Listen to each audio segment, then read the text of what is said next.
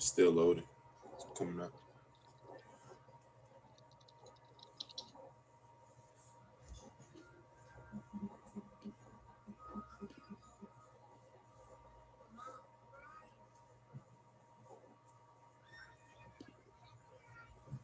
Y'all on.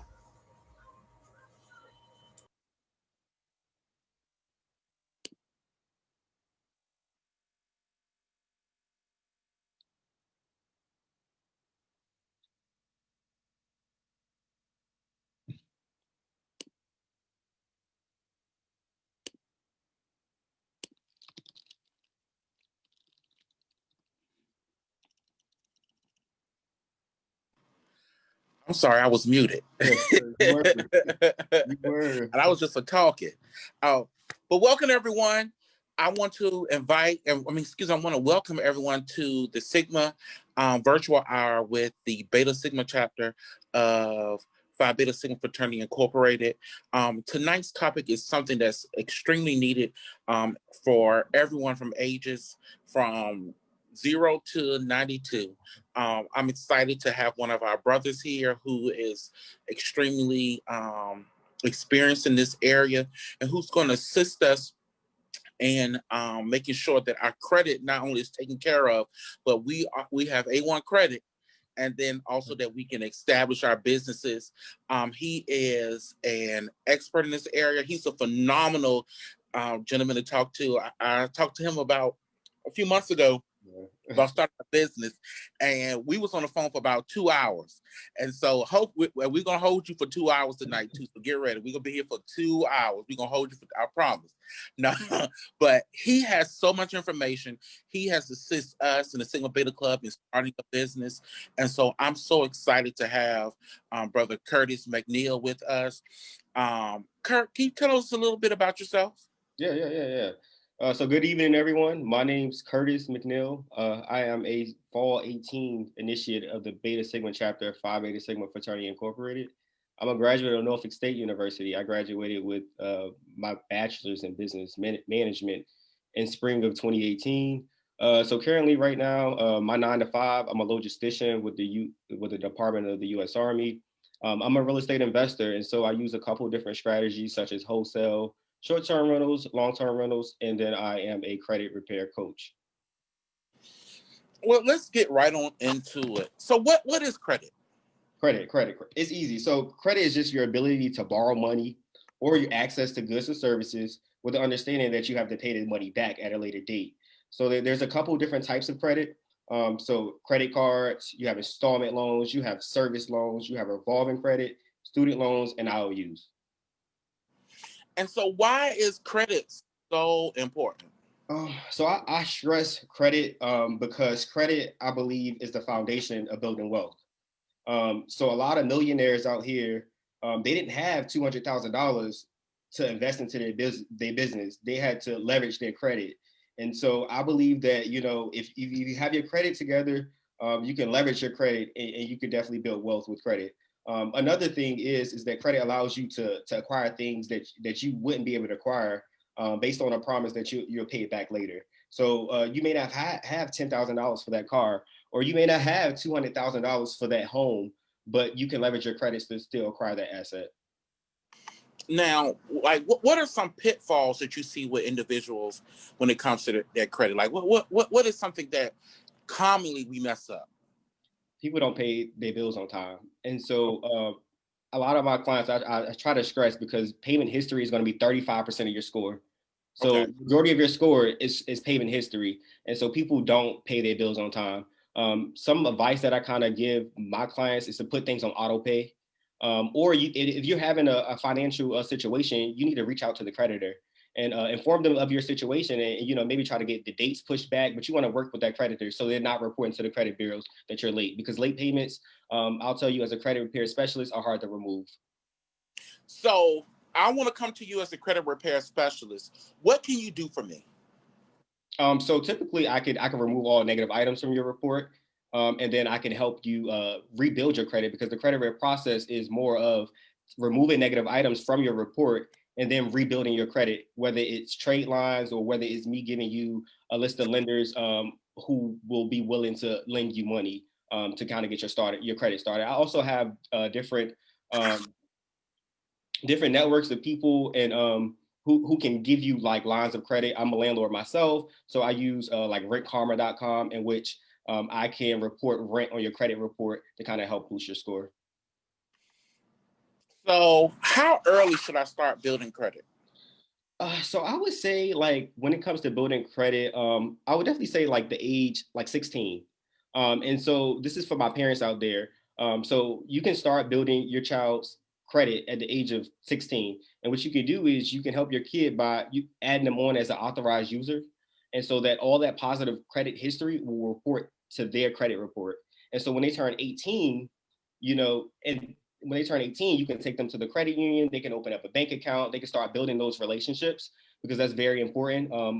I suggest credit unions, but you want to start building relationships with the banks, and then they'll be able to get credit cards on their own.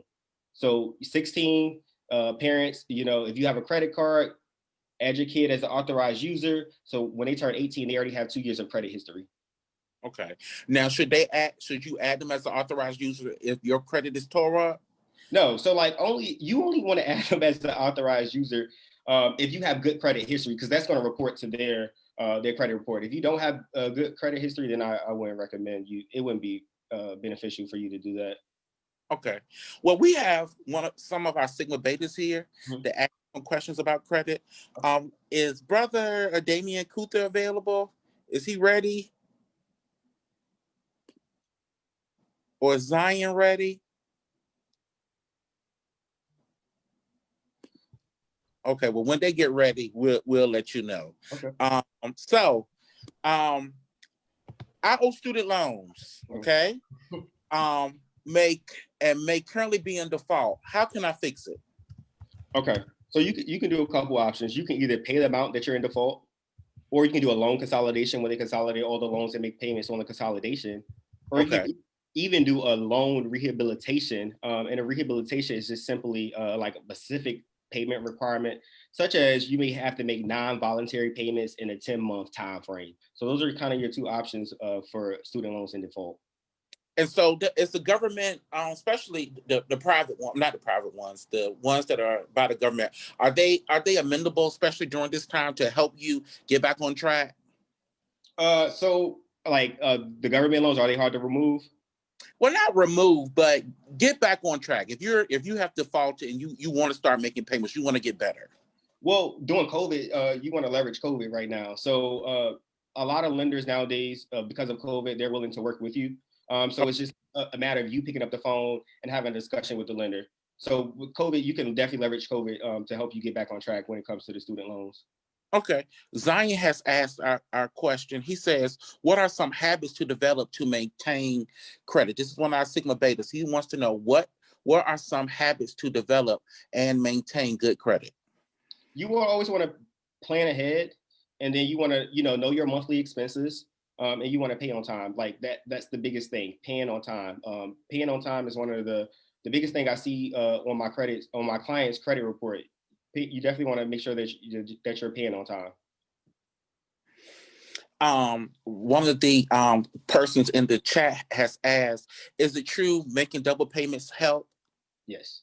So when you make double payments, it kind of like tricks the creditor to making. So when you make double payments, your credit score is going to go up, because they see that you're responsible with your funds and that you actually can afford to make payments. So your credit score is definitely going to jump. You can actually do, so there's a hack you can do. You can do like half of the payment before the payment is due, and then half of the payment when the payment is actually due, and it'll report as a double payment. Oh, wow. So half before and half when it's due. Is that the same for mortgages? So for now, just like credit cards, not just with credit cards. Yeah. Okay. And what about student loans? Student loans, no. Like federal student loans, no. You have to kind of just pay those on time. But credit cards, car payments. Okay. So are credit cards a good way to establish credit? Yes. So it's kind of like I started with credit cards. What I did was I developed a relationship with my bank, and then my bank was able to lend me money, and so I got a couple credit cards. And the strategy that I use with credit cards is that I think I had like $1,000 limit. You want to keep your debt under 30%, and so once you keep your debt under 30%, every 3 to 6 months, you want to go to your financial institution. You want to ask them for an increase.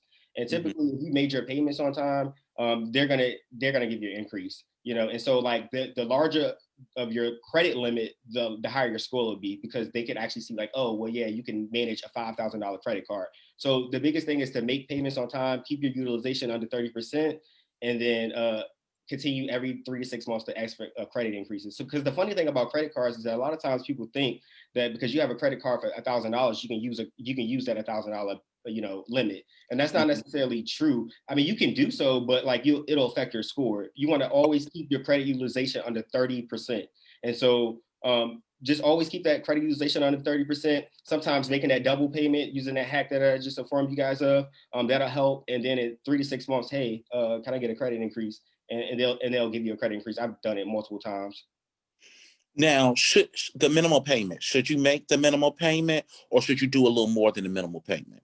It depends. Like if you have a credit card with 0 interest, then it may be fine for you to make the minimum payment. But like if you're just making a minimum payment, you have to understand that you're gonna have to pay interest. But definitely at least make the minimum payment, because if you make the minimum payment, that takes care of the payment history. You don't have to worry about a late payment being on your report. Okay, so it's best to make the minimal payment, but yes. If you pay more, pay more. Yeah, if you can pay more, definitely pay more, because the amount of debt you have, what I'm saying, like if you're going to apply for a mortgage, they want you to they'll calculate a debt to income ratio. And so you want to kind of keep your debt as low as possible. But, if you only have the minimum payment, definitely make the minimum payment. But if you can pay more, try to pay more. Okay. And should you pay them completely off, or should you always keep like a little bit, that you owe? You want to keep a little bit that you owe, because there are some creditors out there. They'll close your card if they feel like you're not using your debt, if you're not using the line of credit. And so you want to use your card, but what I do is I typically, like if I had $1,000 card, I may use like $700 so that they see the activity, and then I'll pay it down before they report it to the credit bureaus. Gotcha. So repossessions, Mm-hmm. how detrimental are they, and how can you get them off your credit? And can you still buy a car? No. So repossessions are going to be negative items reported to your credit report. And so a repossession is simply, is them seizing the asset due to late payments or a delinquency. But repossessions, they can be removed from the credit report by either 2 ways. You can negotiate with a lender and you can settle the debt. And that's like if you owe $1,000, you can possibly say, hey, look, I have $500. But the thing is when you're settling, you have to ensure that you get things in writing, because with repossessions or any collection account, like if you pay it, yeah, that's fine. But if it's still reporting on your credit report, then it does you no justice. And Correct. So, yeah. And so the other way you can remove a repossession is if it's reported inaccurately. And so a lot of times, a lot of the credit bureaus, they report things inaccurately, like I would say like 90% of the time, whether it's the open date, whether it's the balance, whether it's your name spelled wrong, anything reported inaccurately, it can be removed. Okay. And so some people think that the repossession is the actual, just if they keep the car, but a repossession is if they come and get it, that's considered a repossession, correct? Yeah, they seize the car, yes. Okay. And even if you get the asset back, it's still going to be reported as a repossession, correct? On your credit report, yes. Okay. Now, what should you do if you receive the asset back and you eventually pay it off? Should you keep something to say, hey, I received the asset back, I paid it off? What can you do to fix it? Well, that's when you go into the negotiation stage, and you would want to work with the creditor to say, hey, I received this asset back. Can I pay this amount? And you guys, you have to get it in writing now. You guys remove this from our report. So that in that circumstance, you want to do more of the negotiation with the creditor. Okay. All right. And so what is a good credit score? So I get this question a lot. And so I'll tell you that a good credit score is like a 680. And the reason I say 680, because at a 680, you can acquire business funding. Typically, you're getting a better interest rate if you're like getting approved for a car. Mortgage lenders, you'll typically get the best interest rate when you're getting approved for a mortgage if you have a 680 credit score. However, I tell people credit score is important, but you need the credit profile is also important. It's like the meat. in the credit profile. You know what I'm saying? They want to ensure that you are a low risk lender. You know, they want to ensure that you have skin in the game. And so if you have one trade line and you may have a 700 credit score, you still can get denied for credit because you don't have enough credit meet in your profile. Okay. So really they're looking at not just, okay, the credit history, but also how have you acquired credit? Have you made the payments on time? Have you done it? So you need to have not only a good history, but also some meat within that history as well. Absolutely. Some age credit. And that's Okay. 2% of your score. So let's talk to the college students. You know, you're in college, Mhm. they're throwing credit cards at you. Say you made some mistakes with it. Mhm. How can you fix those mistakes? Or you haven't made those mistakes and now you're graduating from college and you want to you want to build your credit. What can you do? So if you have like are you saying like you have credit cards in which you still owe? Yes, credit cards you still owe. You decided that you were going to go to Macy's and spend $2,000-$3,000 in credit cards, and you haven't paid them back. What Okay. can you do to fix it? So in that instance, I would assume that they're in collections already. And Mm-hmm. so if these accounts are in collections, you want to get with someone like myself, who kind of like know the credit game, and I can review your credit report because I can almost guarantee you that something's going to be wrong with that collection account in which I can get it removed from your credit report. So you want to seek out a credit repair specialist to get that credit card removed from your report. Okay. I've done very well with my credit. Matter of fact, I don't have any credit, just student loans. Mm-hmm. What can I do to be more marketable in the credit agency? In the credit agency, you're trying to be a little bit more marketable? Yes, like you're trying to buy a car, you're trying to buy a home, but you just don't have the history. What can you do? You can do a couple things. You can go to rentkarma.com, and you can partner maybe with your landlord to where they're reporting a trade line. You can go to My Jewelers Club, and then it's New Coastal Direct, and they will offer lines of credit to you, like $5,000, $6,000. You know, I think it's a membership fee, but that'll definitely look good. A $5,000 trade line, primary trade line on your credit report, that'll help. So Rent Karma, My Jewelers Club, New Coastal Direct is the website you want to go to get trade lines reporting to your credit report. Okay. And so what if there's a judgment on your credit? How can it affect my credit and how can you rectify it? Okay. So just to kind of go over judgment. So a judgment is when the creditor sues you for unpaid debt and you lose. And so the court enters a civil judgment against you. However, so with judgments, they don't appear on the credit report. They used to, but a civil judgment no longer appears on the credit report. Okay. But yeah, you still owe that money for the judgment, but it won't show on your credit report. Gotcha. So, I want to buy a home in the next 12 months. Okay. And this is just a scenario. My score is 525. How can you fix it? So with the 525, I'm going to assume that for one, you have missed payments. Mm-hmm. I'm going to assume that you either have collection accounts or some type of negative account. And so I'll be able to service you by removing the negative accounts. And then your debt or it could be your utilization may be too high, you know, but typically with a 525 credit score, I'm assuming that you have negative accounts. And so you want to get with a credit repair specialist, or for yourself, you could even like just look at your credit report and look for inaccurate items within the collection, you know, and this could be anything, whether it's the date, whether it's, you know, the amount reported, any small thing on that credit report with that collection account, you can have it removed. And so like if you're trying to buy a property within the next 12 months and you're at a 525, I would suggest you removing the negative items from your account. And then those trade lines, I would suggest you investing in some trade lines and get some good trade lines reporting to your credit report. A question came in. How can should you pay the higher interest rate debts first, then pay the lower interest rate debts last? What if you have multiple debts? What order should you go in as far as paying those things off? So I would pay like the highest first. But also like if you have like high interest rate and then you can do like balance transfers. And so I'm not sure who that person is, but they may want to get with me. I'm on Instagram at Kurt the Investor. I have a list of credit cards to where you could transfer that high balance into a 0% interest credit card. So if you have like maybe like a couple different credit cards that you're paying on, one's high interest, one may be low interest. For the high interest credit card, I would strongly suggest that you do a balance transfer to maybe a card that has 0% interest, so you're not paying such a high interest rate. Okay. One of our Sigma Beta Club members have asked a question. He said, "How important is credit in our daily life and in general, and how is it used on a daily basis?" That's a good question. That is a good question. And so credit will literally make you or break you. And I truly mean it. I'm a landlord myself. And so when I'm in my screening process, I'm looking at your credit. I need to ensure that you're going to pay me back. You're going to pay the money that you owe me, And so I'm looking at your credit report. If I see that you have collections or negative items or you don't pay your bills on time, then I probably won't rent to you.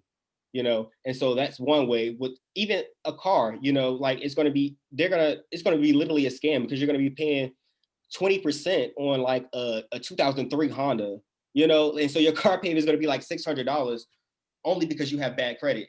And so like I tell clients all the time that you can not afford to not get your credit fixed, because you're paying way more with bad credit. And so plays a huge role in like everyday life, such as like where you stay. A lot of places won't rent to you if you have bad credit. It may be hard for you to get a car, a mortgage, everything. So it makes life extremely hard when you have bad credit.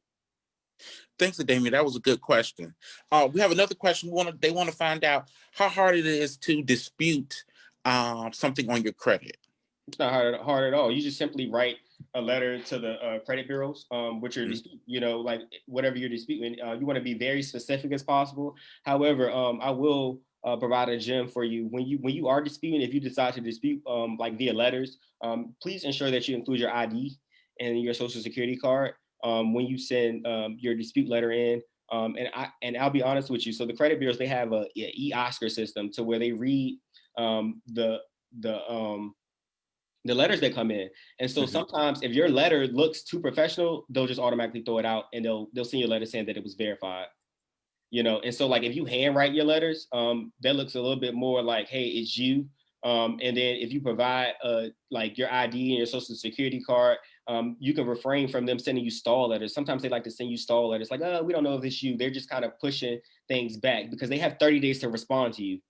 And if they don't respond in 30 days, then they have to remove it. And so like they may send you a stall letter like, oh, we're not sure if this is you disputing it because you didn't see your ID or your social security card. But it's not very difficult at all. You just want to write a letter to the credit bureaus, letting them know what you're disputing and why, and then attach your ID and your social security card, and that's that. Yeah. Now I know that there are certain types of dispute letters. There are dispute letters, hey, this is not me, or hey, this is the wrong amount. I've even done what we call a goodwill dispute letter, and that says, hey, look, this is negatively affecting my account. I know I paid it late, but could you take this off? And I'm gonna be honest with you, if you provide a good reason, and I've done goodwill letters for individuals within our organization, in the law firm, and a lot of times they will approve your goodwill letter. That's just something to look at, just in case, hey, you owe it, you owe it. However, you've paid it off and it's still affecting you negatively.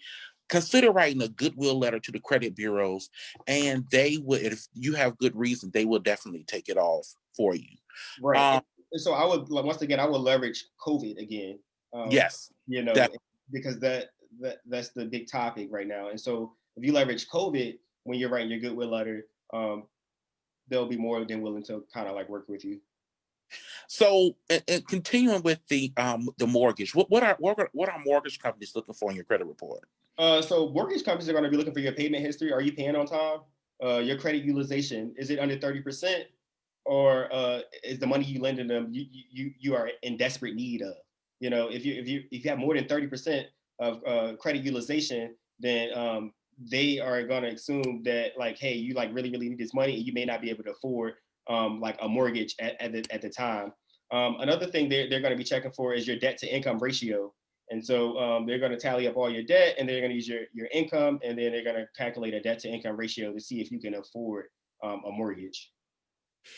And so when I'm looking to buy a home, how do I know what homes I can afford? Because, how do you calculate, okay, this is something that I can be, that's within my price range that I know I can afford and I can live comfortably with?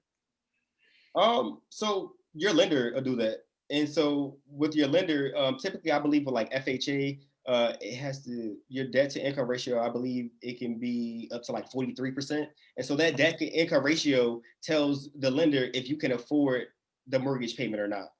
Okay. Yeah, so that debt to income ratio will definitely help. Okay, so 12 months prior to me, I'm in my lease. I got 12 months to get out of my lease, but I want to buy a home when I move. Mm-hmm. What are some things I should do in addition to just going and pulling my credit, if I should do that? Funding. You got to figure out where you're going to get the money to buy the home from. So if you're buying a property, is this your first property, I'm assuming? Yes, this is that person's first property. They're becoming a homeowner outside of being a renter.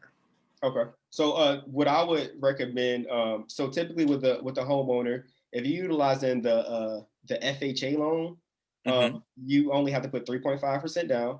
And so you want to get with your lender, they'll tell you how much you can afford.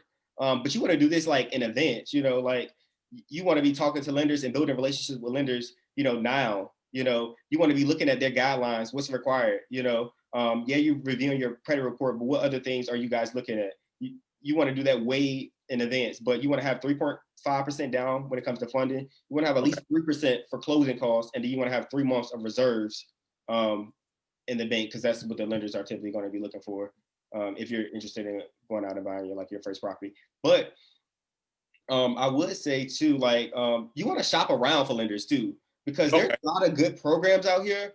So yes, you can take advantage of the FHA loan, but I'll drop a quick gem for you. So like Langley Federal Credit Union, that's who I bank with. I've been banking with them for a long time. And they have a first-time home buyers program, so where you can purchase a property with zero money down. Okay. And so what happened with me is I was really smart. So I purchased that property. I purchased a property in Virginia with no money down. And then I worked a deal to where the seller was paying all of the closing costs. And so I had like a credit with the lender. And so I made money at closing. I think they paid me like $925. And so I went to purchase this property and I didn't have to pay any money out of pocket. I actually left with money. So shop around for lenders, and try to see if you can find a lender, because there's a lot of lenders that with conventional loans where you may not have to put any money down. You just got to kind of find them. But I just gave you guys one, Langley Federal Credit Union. So it's good to go ahead and establish a relationship with your credit unions now, find out who the mortgage offerer is, all that kind of good stuff, correct? Right. So the banks like relationships. And so the process was a lot easier for me because I had credit cards with Langley Federal Credit Union. I had car loans through Langley Federal Credit Union. And I always made on-time payments. I had money in the bank. I had a direct deposit. So they had, honestly, all the information they needed, to consider me as a good borrower. Definitely build the relationships. And I suggest credit unions, because credit unions, they'll give you more of a bang for your buck than the banks, because they're competing with the banks, and so they're going to give you those lower interest rates. Gotcha. So credit monitoring companies, are they good? Like Credit Karma, Experian, those places that monitor your credit. Are there any benefits to have them? Should I get them? Yeah, definitely. So I would recommend Identity IQ. Okay. The reason I would recommend Identity IQ is because Identity IQ they'll pull all 3 reports. And so earlier when we mentioned factual disputing, hey, this is incorrect. It's easier to do factual disputing that way because you have all 3 credit reports lined up next to each other. So you can easily say, hey, I have this collection count on Experian, and you guys are saying that the balance is $500, but TransUnion is saying that it's $400. There's a discrepancy somewhere. And so you can write TransUnion, well, hey, this is inaccurate, remove this account because Experian is saying this. And then you can go to Experian and say, hey, Experian, remove this account because TransUnion is saying this is not accurate. and then more than likely they'll remove it. So it's easier to do factual disputing because all 3 credit bureaus are beside each other. And so you can literally look like, all right, date open, date open, date open. And if this says one thing, this says another thing, and this says a whole different thing, then they all need to remove it because it's not accurate. And so we have this thing called the Federal Credit Reporting Act. And it says that everything on your credit report has to be 100% verifiable and 100% accurate. If not, they have to remove it. And so like, yeah, if not, they have to remove it. And so the credit bureaus, they're nothing but like a data collection agency. You know, they're not a government agency or anything else. So they make mistakes. And then 90% of people credit reports have mistakes on it. You just have to find them. Got you. So co-signing. Someone co-signs on a loan, the car gets repossessed. What can they do to fix it? So I don't recommend co-signing. Correct. Unless like maybe you're co-signing for like maybe your child or something. But if your car get repossessed and it's going to report as a repossession, you want to come see me. And I'm pretty sure that I can get it removed because it's going to be something involved with that account that's not going to be reporting accurately. Okay. And so, and people go ahead. And also, the other part of it is that it has to be 100% verifiable. And so, like, if you're a co-signer, and it's probably going to be a little bit more challenging for them to verify that account is yours. So you can send them a validation letter and request for validation. And typically, they're never able to validate the debt, and then you can have it removed that way. Okay, and a lot of people don't realize that how the legality that comes into co-signing, like literally. There are so many statutes that are written up for co-signing.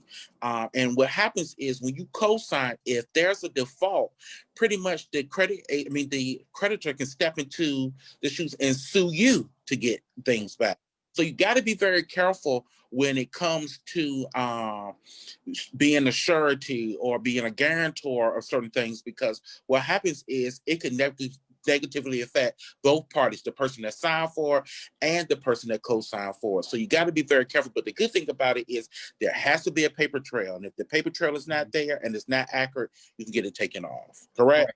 Correct. However, so I had a couple clients to where they co-signed and it was on their credit report, but it wasn't on the original person who took out the debt report. Mm-hmm. You know, and so like be very mindful when it comes to co-signing. I don't co-sign at all, but you definitely be very mindful on who you're co-signing for. Okay. So some people want to flip houses. Okay. Mm-hmm. They want into that area. Okay. What should they consider before they start this endeavor? So there's a lot. So if you're interested in flipping houses, so for one, I'll tell you to educate yourself.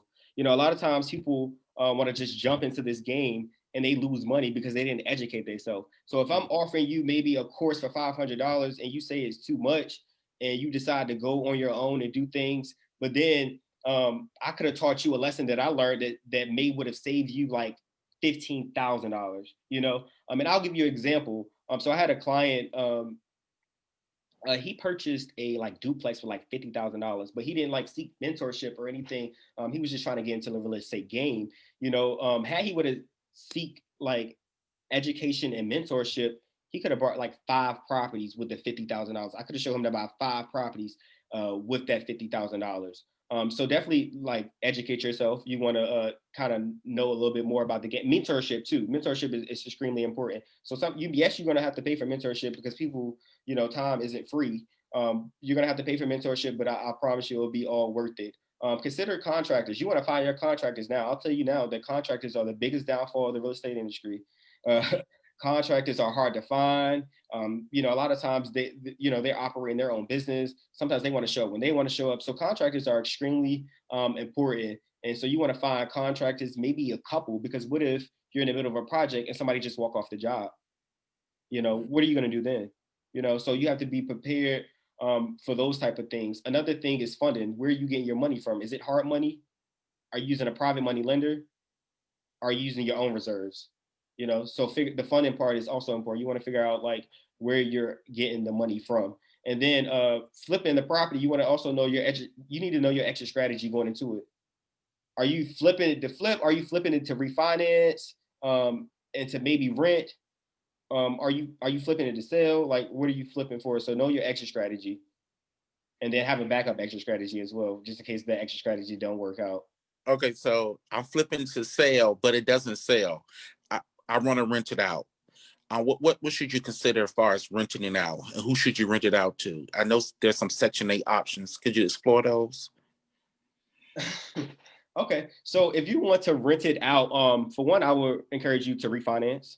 So you Okay. flip, and if you rent it out, refinance, they'll put you can get up to like 70% of the loan when you refinance, and then that way you can pull cash out of the property. Because typically, if you done a flip, there's going to be money within the property because you bought low, you added value to the property, and now it's worth a lot more. So you want to refinance, pull money out, and then when it comes to tenants,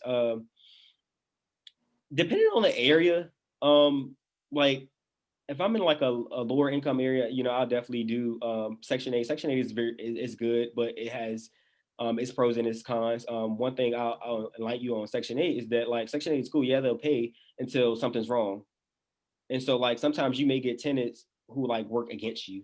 And so I had like a tenant who she would like work against me. She would have like an issue in the home and she would not report it to me. She'd go straight to Section 8. And so I won't know until Section 8 go out and do their inspection. Like, hey, we came out for inspection because she requested it, of course. And this is what we found. And yeah, you have 2 weeks to fix it or we stop paying you. And then mind you, this is somebody who's working against you. So you send your vendors out and like, oh, they're not home, or she don't want to let them in because it's COVID and they don't have a mask and just different things like that. So Section 8 have its pros and cons. If you're in a lower income area, I would suggest Section 8. But the screening process is extremely important. So whether you're doing Section 8 or you're not doing Section 8, you need to ensure that you're screening your folks. Do they pay their rent on time? Using that credit report. You want to do background checks. You want to pull rental references. You want to talk to their last landlord just to figure out a little bit more about this person. Like when I am accepting tenants, like I'm very observant. So like I'll come up to the property and I'll be there a little sooner. I'll be looking at the window so when they get out their car.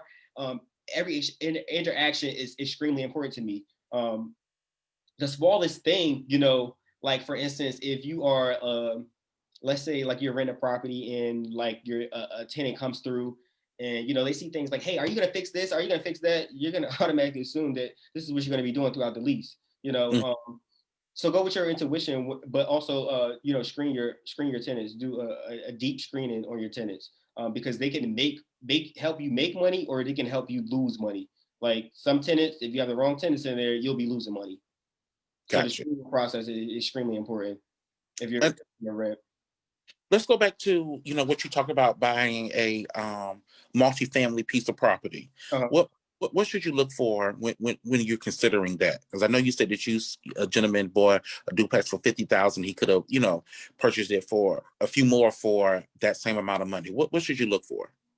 So location. Location is extremely important. You want to run rental comps in the area. What are other properties in this area renting for?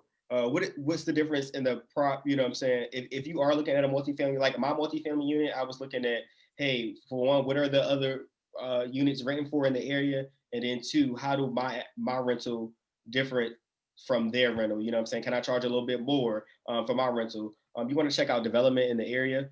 So I'm out here in Huntsville, Alabama, at the time being, and there's a lot of development going on in the area. They can't keep properties on the market, and so I purchased a property for $220 that I now 6 months later can sell at like $280. Okay.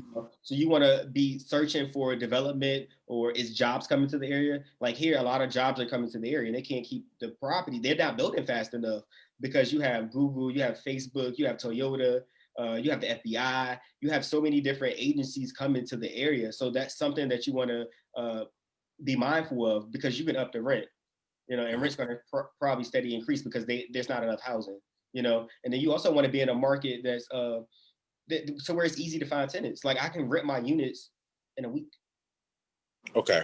I can rent my units in a week. And since we're talking about multifamilies, so I would suggest that if you're interested in a multifamily unit, if you haven't purchased a home just yet, you want to utilize the FHA loan, because with the FHA loan, you can get up to 4 units and you only have to put 3.5% down. And so you're getting it to invest literally. It could be your primary residence, of course, for that year. But I mean, investment property that you're getting for only 3.5% down. A lot of times people don't know, but you can refine it. You can purchase. What I suggest is that if you're going to get into FHA game, the multifamily game, start with a 4-unit. And so you start with that 4-unit, you stay there for a year. A lot of people don't know you can only have one FHA loan at a time. But with that 4-unit, if you refinance out of the FHA loan, you can use the FHA loan again. And so then you would do a triplex, and you would use the FHA loan, stay in it for a year, and refinance out a duplex, all the way down to you get your single family home. But this strategy makes more sense to the bank. It makes a lot more sense to the bank that you have a 4-unit and you're downgrading to a 3-unit, a 2-unit, then a single family home. But you may run into a couple problems if you use an FHA loan and you buy a single family home, and then the next year you want to buy a multifamily home. So start with the 4-unit, and you can actually use the strategy that I'm using with buying the 4-unit, staying it for a year, refinance out of it, and reutilize the FHA loan again with a triplex, a duplex. And then that way, when you move into your single family home, all of those units are paying for it. Gotcha. Yeah. So let me ask you a question. What's the difference between a FHA loan, a VA loan? Can you provide us like the different types of mortgages that are out there so people would know which one would be best to fit them?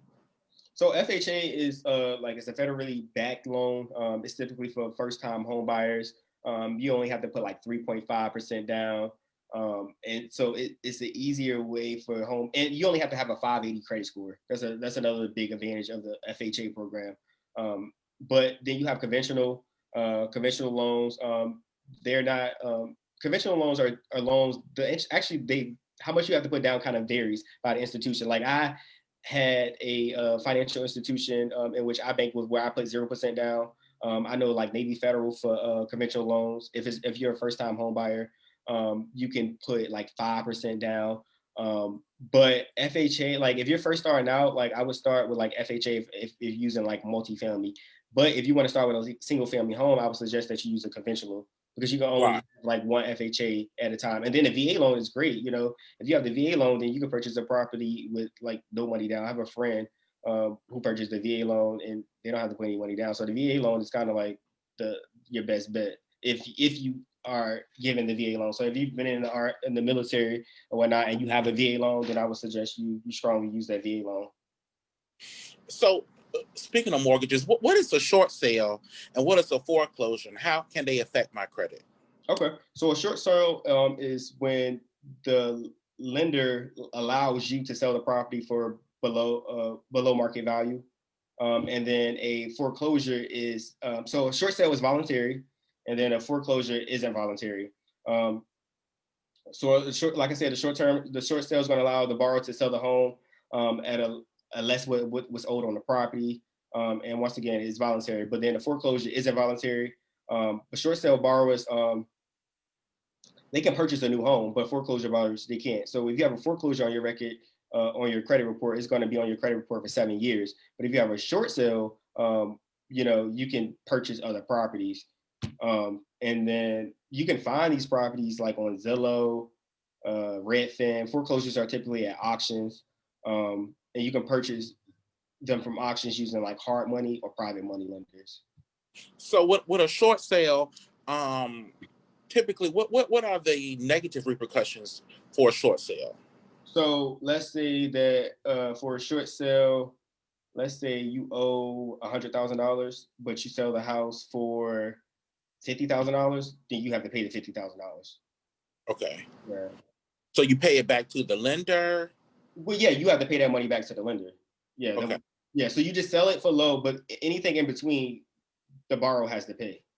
Okay. Now, does the lender sometimes write that off? Do they write it off as like what? Like if I didn't pay the $50,000 back, or I can't pay the $50,000, can they write that off, or can you negotiate that amount?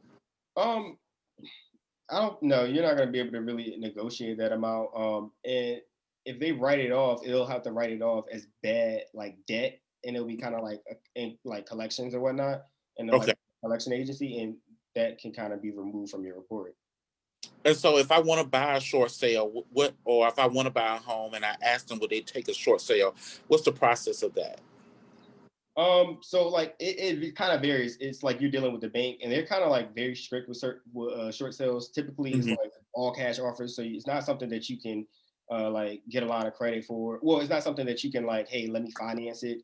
You're gonna have to get with like that hard money lender or that private money lender who's going to give you cash to purchase the property. So, if I want to start a business or I have a business, how do I establish my business credit? Like, how do I make my business a credit worthy entity?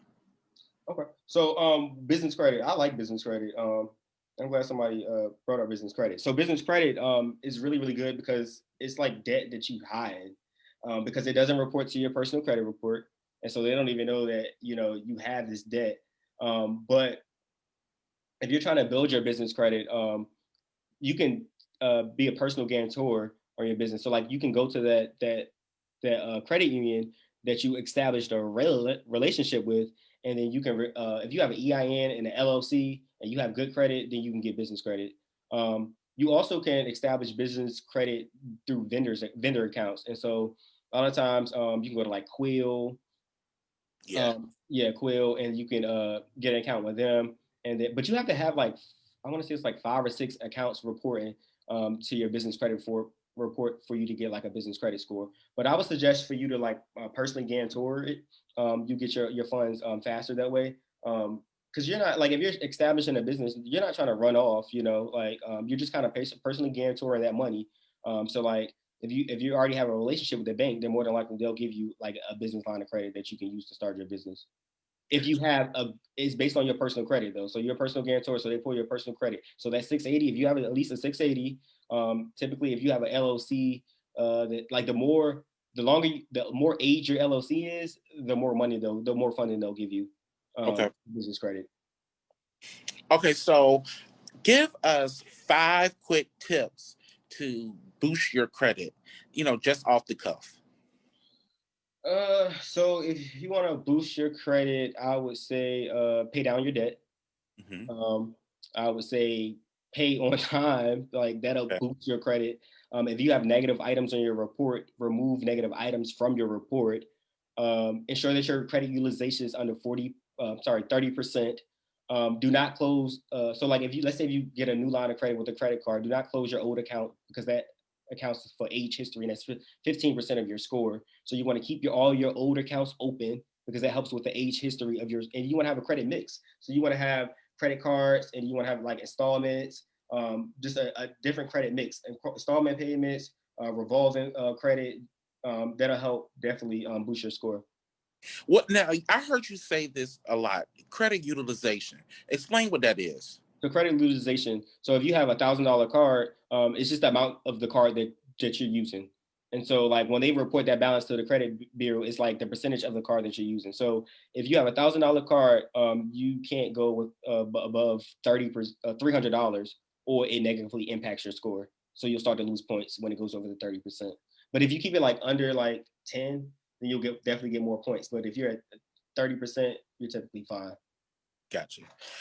Kurt, I know that you are an entrepreneur, you are a real estate mogul, you are the credit guy. Can you please tell people, like, I look when I think about the businessman, I think about you, and you have such a wealth of information. I think that so many people that are listening to this broadcast today really need like your assistance, and they need that one-on-one because you are experiencing to getting your credit straight. You'll help people find their home, establish their business.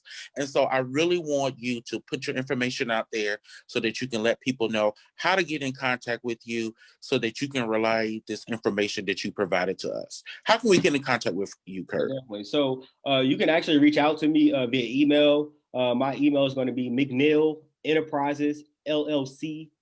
I'm sorry, it's going to be info at McNeil Enterprises LLC. Um, and then you can at McNeilEnterprisesLLC.com, or you can reach out to me at Instagram, Kurt the Investor. I'm also really on Facebook, but Kurt McNeil on Facebook. You can contact me at 757-797-5545. That's my business line. And please provide us like all of the tools that you use, like that you do credit repair. Provide everything that you have in your arsenal to assist individuals. So I can be a service to anyone if you're looking to get your credit repaired, if you're looking to get into the real estate industry with little money down, if you're looking to acquire multifamily units, if you're looking to manage your own units, I can be assistant to you. And also short-term rentals, Airbnb. I'm a super host with Airbnb. So if you're looking to get into the Airbnb game, which is extremely lucrative, you can reach out to me and I can assist. And so Kurt is definitely available. He has been a great assistance to us. That he's going to do some things with the Sigma Beta Club that's going to assist us in starting Sigma Beta Club businesses. He's just been like a wealth of information and is extremely knowledgeable. I think personally that whenever we have those jewels within our community, it's best to showcase them. As soon as I thought about credit repair and business repair, I thought about Kurt. I think that he is the person that you, and then he's good about explaining himself to you and walking you through the process. And I appreciate him just taking the time to give us this free information, but don't come to him asking for free information. You have to pay for his knowledge and experience. The only person who can ask for free stuff is me. That's it. Only person can ask, but Kurt has to be compensated. But I think that he will provide you the information that you need. Go ahead, Kurt. Well, no, like, so in this game, you have to pay to play. And so Correct. I'm very, very honest with you. I don't even like waste my time working with people who think that they can get things for free, because you can't in this industry. You can't. Correct. You have to pay to play. And so like I would encourage people to reach out to me now, because like even now I'm always working on what's next. I have to always focus on what's next. 6 months from now, what's next? And so I'm starting another business 6 months from now that I'm working on currently. I'm getting my funding together, but don't wait to reach out to me. Don't wait till you see me post on Instagram that I'm a millionaire, because my time, you're gonna have to pay for my time, and it's gonna be a lot more at that point in time. So reach out now. I promise you, it's affordable. A lot of information I can give out for free, honestly, because I just like helping people, and that was the whole purpose of me actually getting into the whole credit repair thing. Like, I'm a real estate investor, and I realized how much I was leveraging my credit with real estate. I would reach out. People always reach out like, "Hey, how do you get into real estate?" You know what I'm saying? And I'll ask about their credit, and then the conversation go down south. And I was like, okay, well, I know a little about credit, but I started taking some credit courses to learn a little bit more about credit, because I wanted to help people who wanted to get into the real estate game. You have to have good credit for the most part, unless you wholesaling. Wholesaling is the only other way that I know that you can get into the real estate game with bad credit. Gotcha. And he's also my OnlyFans manager. He manages my OnlyFans site. So I'm just letting y'all know that we he's a businessman all the way. He's helping me promote. He's making me a millionaire too. So if y'all ready, y'all try to get in this OnlyFans game, Kurt is the person as well. But I really want to thank you for taking the time, being with us. I appreciate all that you've done, all the knowledge that you have given us. We want to bring you back to talk more about entrepreneurship, and also to answer more questions and have more time with us. I appreciate everyone for listening. This is our Sigma Virtual Hour. We've been on for 55 minutes. I wanted to get you in and get you on it to get at a good time. But I appreciate everyone for assisting. Kurt, if you have any final things that you would like to say before we go off this broadcast, I'll leave you with those closing remarks. Okay, yeah, so definitely. So if you're interested in getting into credit repair, whether you're trying to start your own credit repair business, if you're interested in the real estate game, definitely reach out to me, because I'm always looking for business partners. I'm always looking for, I believe that, I can do only so much by myself, but, I don't mind going in business with you, Barry, or anybody else who I've poured into and understand the business, because we can make a lot more money as a team versus just me. Like, like I can work off of your weaknesses, and you can work off of my weaknesses, and we'll be better as a team. So, if you're interested in getting into the game, definitely hit me up. I'm always looking for new business partners. Well, this is Barry Dowdy with the Beta Sigma Virtual Hour. I enjoyed it, and we'll be back in January. Happy holidays. Later. Thanks, brother. Mm-hmm.